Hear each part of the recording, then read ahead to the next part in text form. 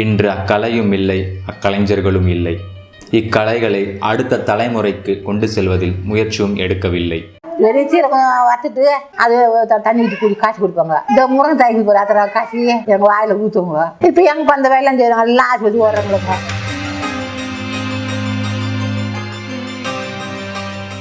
சீரகம் வறுத்துட்டேன், அதை தண்ணி ஊற்றி காசு கொடுப்பாங்க, அது குடிச்சிடுவோம். அப்புறம் இந்த முருங்கை தாய் கொடுப்பாங்க, சுடுதண்ணி காய வச்சு இடுப்பில் ஊற்றுவோங்க. அந்த இடுப்பு நோக்கம் ஜாஸ்தி நோது இல்லை, அதனால சுடுதண்ணி காய வச்சு கொடுங்க. அது ஊடி சுற்றி நான் கிடப்பேன். நன்னா கொஞ்சம் அதிர்ச்சி வருமா, அது காலம் தூணு வை மாடுவாங்க, கவுரு கட்டி அது மாதிரி கட்டிட்டு இருக்கான். இதுக்கு நோய் சொல்ல அப்படியே தொங்கு கொஞ்சம் கீ மிச்சம் வச்சு விடுமா, மேலே வச்சா குழந்தை மேலுக்கு வரைக்கும் என்னென்ன ஆகிடும் அப்படின்னு இப்படி தூய் இந்த கவுத்து பிடிச்சி வச்சுன்னா அப்படி கீ மிச்சம் அப்படி கீ குஞ்சாப்புல அப்படின்னா கொஞ்சம் யாரும் குழந்தைன்னு சொல்லுவாங்க. அம்மான்னு கூப்பிடாதுமா, ஐயோ ஆண்டவனே பகவானே எப்போது சொல்லி கொடுமா, அம்மா அம்மான்னு கூப்பிட்டா நான் என்னவா பண்ண போறேன் எங்க அம்மா சொல்லுவோம். அதான் ஆண்டதாங்கிறான். பள்ளமாங்க போரு குழந்தைக்கு, அங்க குழந்தை கீ வந்த தான் டொப்புளுக்கு மூடி அனுப்புறான். ஆண்டுறான் பொழுக்குன்னு இருக்கும் அந்த குழந்தைக்கு பிச்சு தான் போகுது சாப்பாடு. நம்ம வரத்துக்கு கொஞ்ச நேரம் தொட்டா அதை மூடி அனுப்புறான். நீ குழந்தைக்கு வந்ததும் கை வச்சு பாரு, அந்த குழந்தை உச்சி எப்படி இருக்குது பாரு, பொழுக்குன்னு இருக்கும். அது கை மேலே வச்சுச்சு நம்ம என்ன ஆகும், அதை கட்டி போட்டு தான் அனுப்புறான். கீழ் வந்த விதமே அழிவும் லப்பு லப்புன்னு பொண்ணாந்தா தான் ஜாயிச்சு புள்ளி அந்த எப்பறம் பண்ணி கொஞ்சம் கிடக்கும். பொண்ணாச்சுல தான் தலையே வாங்குவோம். அது நாங்களாம் நல்லா வேலை செய்யணும்பா. இப்போ யாருப்பா வேலை செய்யறாங்க, காவலியா இருப்போம், ஆம்பளை இருக்க மாரி நாங்கள் இறப்போம், அண்டை கொத்துருவோம், எல்லா வேலையும் செய்வோம் நாங்கள் பேருகட்டில். அதான் எங்களுக்கு குழந்தை வந்து கொஞ்சம் வேலை இல்லை. அப்புறம் ஆஸ்பத்திரி இல்லை வர, அதனால வந்துச்சு. இப்போதான் ஆஸ்பத்திரி மேலே அதோட ஓடுறாங்க, ஜட்ஜதான் அவங்க ஜட்ஜதான் ஓடுறாங்க. அப்போ அது வேலை செஞ்சதான் கொதிச்சியா, இப்போ எங்க வேலை செய்யறாங்க. இப்போதான் ஆட்டாவது அப்படி போது நின்றுச்சுன்னா போதும், படி ஆட மாட்டாங்க, ஒரு தண்ணி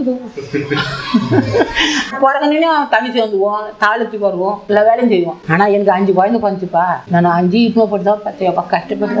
நாங்க ஆஸ்பத்திரிக்கே போலப்பா, அது மாடு எல்லாம் கண்டு போட்டு அது மாதிரி தான் அறுவல் தான் இருக்கணும், அறுவல் தான் இருப்போம். எங்க பெரியம்மா தான் பார்ப்போம், நாங்க கூட பண்ணி கிடப்போம்.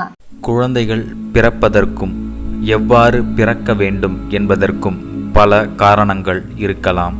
பெற்றோர்களின் முன் ஜென்ம வினை பயன்கள், நவீன மருத்துவர்களின் அறியாமை, நவீன வாழ்க்கை முறையில் மனிதர்கள் செய்யும் வேலை முறைகள், தமிழ் பாரம்பரிய மருத்துவத்தை பற்றி இன்றைய மனிதர்களுக்கு தெரியாமை, இறைவனின் அருள் என்பன போன்ற பல காரணங்கள் இருக்கலாம்.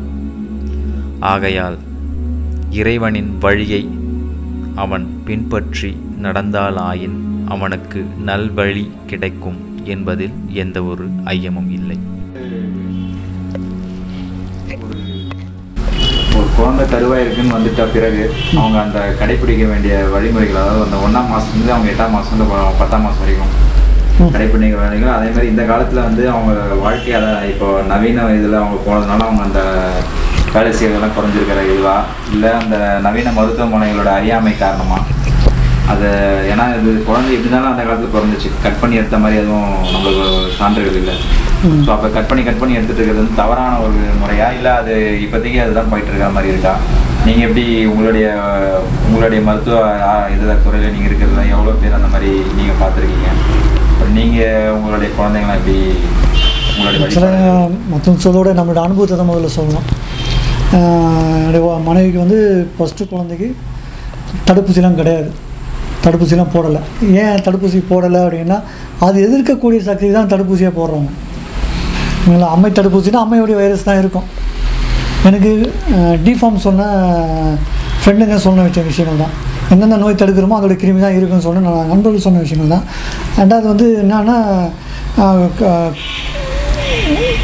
முதல் மாதம் 2வது மாதம் 3வது மாதம் ஒரு வயிற்று வலி வரும். ரெண்டாவது வந்து ப்ரெக்னன்சியான கால் வீக்கம் வரும், சுகர் வரும், தைராய்டு வரும் எல்லாம் சொல்லுவாங்க. அதுக்கு ஒரு மருந்து எங்கள் குருநாதர் சொல்லி கொடுத்த மருந்தில் லிங்க செந்தூரம் அப்படின்னு சொல்லிட்டு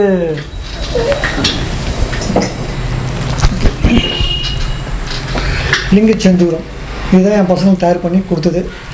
ஒய்ஃபு கொடுத்தபோது கால் வீக்கம் வராது, கால் வீக்கம் தைராய்டு இது வந்து 5ஆவது மாதத்துலேருந்து 9ஆவது மாதம் வரையும் தரணும். நரம்பு சுற்றுறது எதுவுமே வராது சரிங்களா. மிளகளவு தான் சாப்பிடணும், வேறு ஒன்றுமே இல்லை.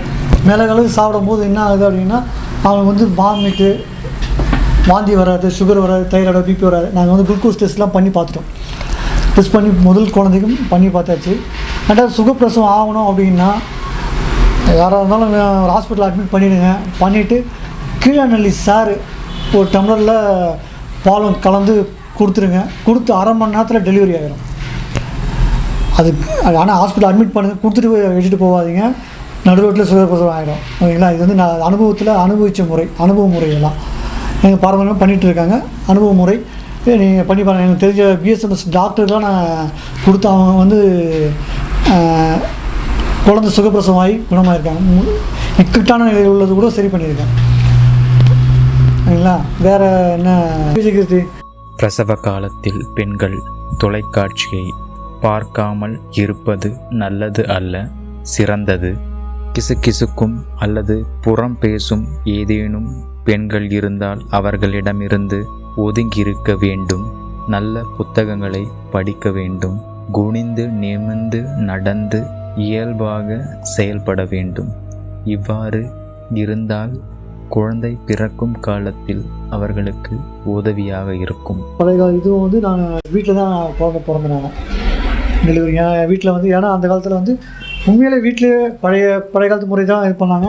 இது சுகப்பிரசவம் ஆகணும்னா ஏன் கால் சுண்டு விரல் அடிப்படக்கூடாது, இடது கால் சுண்டு விரல் வலது கால் சுண்டு விரல் ஏன் அடிப்படக்கூடாது அப்படின்னா, இந்த சுண்டு விரல் கால் சுண்டு விரல் இந்த கைக்கு சொல்கிறேன், கால் இந்த இடத்துல சுண்டு விரல் பக்கத்தில் பார்த்துக்கலாம். இந்த சுண்டு விரலில் இந்த இடத்துல அடிபட்டுச்சுன்னா கரு கலைந்து போகும். இந்த இடத்துல அடிபட்டுச்சுன்னா அதனால தான் என்ன பண்ணுறாங்கன்னா அந்த காலத்தில் பார்த்து நடமா வாசப்படி இச்சு போகிறேன் அப்படின்னு சொல்லுவாங்க. ஏன் கரு வந்து உருவாக்குற விஷயம் அது, அதனால் பார்த்து நடக்கும்போது நல்லாயிருக்கும். அதே வந்து 8ஆவது மாதம் அந்த இடத்துல அடுத்துங்க, 9ஆம் மாதம் ரெகுலராக அடுத்துங்க, சுகப்பிரசவம் ஆகும். அதே மாதிரி கீழநெல்லி சாறு டெலிவரி ஆகும்போது கண்டிப்பாக குடிச்சே ஆகணும். குடிச்சிங்கன்னா அட்மிட் பண்ணிவிட்டு குடிங்க, போகும்போது குடிச்சு வீட்டெலாம் போயிட போகிறீங்க. சுகப்பிரசவம் தான் நிறைய பேர் ஒரு என்னுடைய வயசில் 10 பேருக்கு அனுபவத்தை மட்டும் தான் நாங்கள் சொல்கிறேன். நீ வேணால் ட்ரை பண்ணி பாருங்கள். ஆனால் சுகப்பிரசவத்தியான ப்ரெஷர் எல்லாம் வெளியே தள்ளும், வலி கிளி எல்லாம் அந்த மாற்றம் எல்லாம் நடக்கும். கவலைப்படுறதால கண்டிப்பாக சுகப்பிரசவம் ஆகும்.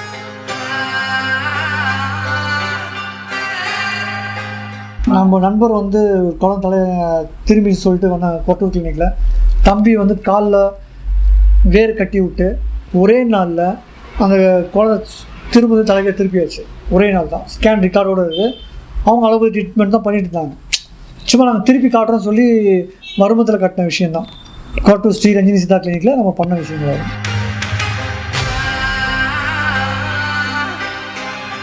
நிறைய குனிஞ்சு வேலை செஞ்சாங்கன்னா நல்லா டெலிவரி ஆகிடும். எதுவுமே வேலை செய்யாமல் இருந்தாங்கன்னா கண்டிப்பாக டெலிவரி ஆகாது. ஏன்னா தொடப்பம் கம்பல்சரி. பூந்தொடப்பத்தில் வராங்கன்னா சுகப்பிரசவம் தான். ஏன்னா கரெக்டாக பூந்தொடப்பம் குனிஞ்சி கையை வந்து பேக் சைடில் வச்சு தான் குனிஞ்சி தான் பெருக்க முடியும். அதுதான் கரெக்டாக அந்த கீழே தான் மூவ்மெண்ட் ஆகும். இல்லைன்னா L4 L5 லோடு எடுத்தோம். பெரிய தொடப்பம் எடுத்திங்கன்னா அந்த L4 L5 லோடு எடுக்க கால் வலியில் கண்டிப்பாக வந்துடும். வேற என்ன சொல்லுவாங்க, அந்த ஜாண்டிஸ் வருதுல்ல வெளியில, குழந்தை பிறந்தீங்க அப்புறம் ப்ளூ கலர் லைட் எல்லாம் வைக்கிறாங்க. ஆமாம், அது வந்து இந்த கீழநெல்லி கொடுத்தா அது ஆட்டோமேட்டிக்காக அந்த ஜாண்டிஸே குணப்படுத்திடுமா? இப்போ நீங்கள் குழந்தைக்கு கொடுக்க முடியாதுல்ல. ஆமாம், ஆக்சுவலாக கீழே வேண்டாங்க. விட்டமின் D வந்து சூரிய ஒளியில் தான் கிடைக்குது. சரிங்களா? சூரிய ஒளியில் வச்சாலே போதும். ஒரு 5 நிமிஷம் வெயிலில் குழந்தைய காட்டுங்க, துணி இல்லாமல் சுத்த லெஃப்ட் ரைட் திருப்பி காமிங்க. கண்டிப்பாக அந்த விட்டமின் D வந்து ஸ்கின்னில் கண்டிப்பாக உற்பத்தி ஆகும். மஞ்சள் காமாலை சரியாயிடும். ப்ளூ லைட்லாம் வேணாம் தேவை, அதுதான் நம்ம சூரிய ஒளியிலே வைக்கிறோமே. இல்லைங்களா? ஏன் மஞ்சள் காமாலை வந்துச்சு? இப்போ தானே உறுப்பு வளருது. அந்த குழந்தை தண்ணி அடிக்குதா, இல்லை பாக்கு போடுதா, இல்லை கிட்னி அந்த லிவர் எப்படி ஃபெயிலியர் ஆகும். அப்போது தாய் வயிற்றில் இருக்கும்போதே அவங்க சாப்பிட்ற மாத்திரைகள் தொப்புள் கொடி வழியாக குழந்தையுடைய லிவரை பாதிச்சிச்சுன்னு அர்த்தம். அப்போ அந்த மருந்துலாம் சைடு எஃபெக்ட் இருக்குதுன்னு அர்த்தம். அதனால் என்ன பண்ணுவோம், கன்சீவ் ஆகிட்டாலே இந்த மாத்திரை போடலாமா வேணாம் டாக்டர் வந்து கன்சல்ட் பண்ணுவாங்க. ஏன்னா லோ டோசேஜில் இருந்தால் கொடுக்கணும், ஏன்னா லிவர் கிட்னி பாதிக்க போகுது அப்படின்னு சொல்லி அவங்க சொல்லுவாங்க. டாக்டர் இருந்தால் கண்டிப்பாக சொல்லியிருப்பாங்க. ஆனால் நிறைய மாத்திரை எடுத்துக்கூடாது. ஏன் சொல்கிறதுக்கான குழந்தையும் பாதிக்கும்ன்றதுனால தான், வேறு ஒன்றுமே இல்லை. இது குழந்தை எல்லாமே மஞ்சள் காமாலையோட தானே பிறகுது. ஏன்னா பிறக்கக்கூடாது அப்படின்னா கண்டிப்பாக மாத்திரைகள் கொஞ்சம் அவாய்ட் பண்ணுவேன். ரத்த உற்பத்திக்கெலாம் நல்லா எடுத்து நடங்க, செருப்பு இல்லாமல் நடங்க. நல்லா இருந்தீங்கன்னா சீக்கிரம் நல்லா டெலிவரி ஆகும். என் அனுபவத்தில் மட்டும் சொல்லுங்க, மற்றவங்க பற்றி எனக்கு தெரியாது. ப்ராக்டிக்கல் பண்ணது மட்டும் நாங்கள் சொல்கிறோம்.